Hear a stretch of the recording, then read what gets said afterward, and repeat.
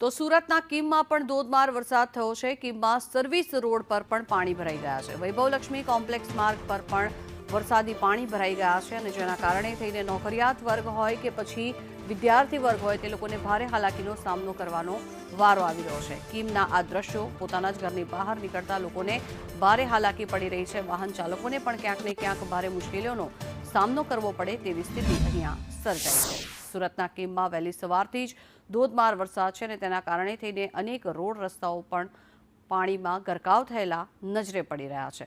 સતત વરસાદના કારણે થઈને ભારે હાલાકી પડી રહી છે। વધુ માહિતી મેળવીએ સંવાદદાતા નિલેશ આપણી સાથે જોડાયા છે। જી નિલેશ, શું પરિસ્થિતિ છે? કારણ કે છેલ્લા 4 દિવસથી સતત અનરાધાર વરસાદ સુરતમાં વરસી રહ્યો છે। જી ચોક્કસથી આજે વહેલી સવારે પણ સુરત જિલ્લામાં 9 તાલુકામાં ધોધમાર વરસાદ વરસ્યો। તો ખાસ કરીને જો વાત કરવામાં આવે ઓલપાડ તાલુકાના જે કીમ વિસ્તાર છે, કીમ વિસ્તારમાં પણ ધોધમાર વરસાદને કારણે જે ગામે આવેલ રેલવે ઓવરબ્રિજના સર્વિસ રોડ પર પાણી ભરાઈ ગયા હતા અને રંગકુબા જે સોસાયટી છે આજે ફરીવાર એકવાર પાણી ભરાયા છે।